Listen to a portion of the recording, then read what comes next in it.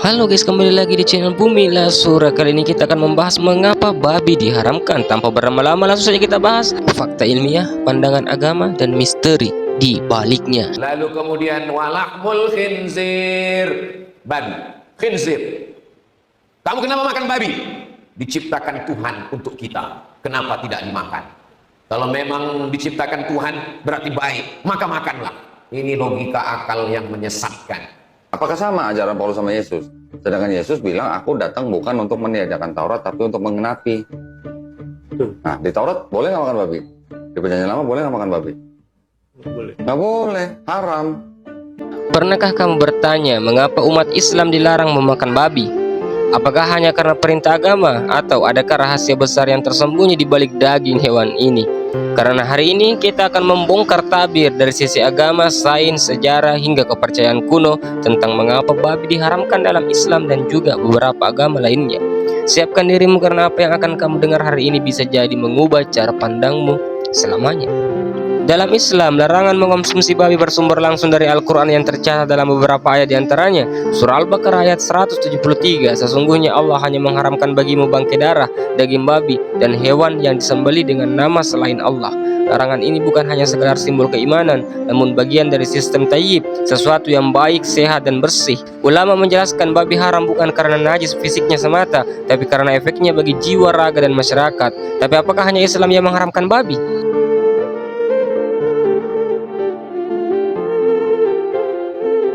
Ternyata agama Yahudi juga mengharamkan babi. Dalam kitab Imamat dijelaskan bahwa babi najis karena meskipun berkuku belah ia tidak memamah biak. Dalam agama Kristen pandangan berbeda-beda. Sebagian menyatakan hukum tersebut sudah tidak berlaku pasca perjanjian baru. Namun di kalangan Advent misalnya, larangan masih sangat dijaga. Apakah ini semua hanya tentang perintah Tuhan atau ada sesuatu yang lebih dalam? Ilmu pengetahuan modern mengungkapkan bahwa daging babi memiliki sejumlah resiko kesehatan. Yang pertama, resiko parasit. Daging babi mentah atau kurang matang beresiko mengandung cacing pita seperti Taenia, Solium yang dapat menyerang otak manusia. Selanjutnya, kandungan lemak tinggi. Daging babi terutama bagian lemak sangat tinggi kolesterol. Ini bisa meningkatkan resiko penyakit jantung, obesitas, dan stroke.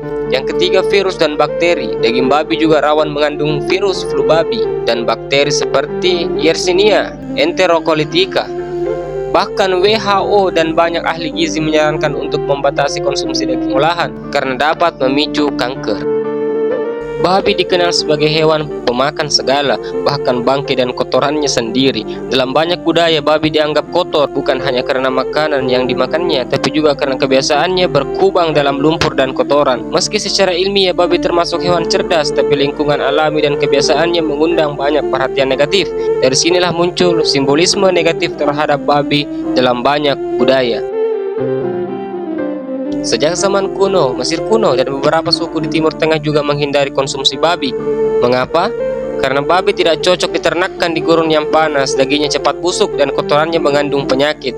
Banyak masyarakat dulu menyadari secara empiris bahwa babi bukan makanan yang aman, lalu keyakinan itu diwariskan dibentuk menjadi hukum agama. Larangan ini adalah bentuk perlindungan kolektif masyarakat dari penyakit dan kehancuran moral. Pakar psikologi menyebut bahwa makanan berpengaruh pada karakter. Beberapa peneliti menyebut mengkonsumsi daging hewan karnivora atau hewan kotor bisa memberi efek pada emosi dan hormon. Dalam Islam, makanan yang halal dan thayyib dipercaya berpengaruh terhadap kesucian jiwa dan pikiran.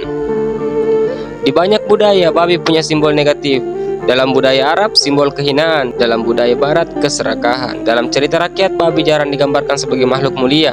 Apakah ini hanya kebetulan atau ada memori kolektif manusia terhadap bahaya hewan ini?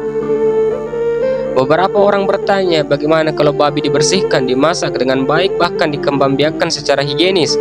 Jawabannya, dalam Islam tetap haram, karena larangan ini bukan hanya karena faktor kesehatan, tapi juga merupakan ujian ketaatan. Hari ini kita telah menyusuri jejak mengapa babi dilarang. Dari wahyu langit, logika ilmu pengetahuan hingga sejarah dan budaya. Larangan ini bukan sekedar hukum, tapi bagian dari sistem perlindungan untuk tubuh, jiwa, dan peradaban. Mau percaya atau tidak, pada akhirnya setiap larangan pasti punya alasan, meskipun kita belum semua memahaminya. Jadi, kamu masih penasaran mengapa babi haram? Atau kamu sudah mulai mengerti alasan sejatinya? Tulis pendapatmu di kolom komentar. Jangan lupa like, share, dan subscribe. Sampai jumpa di video penuh makna berikutnya.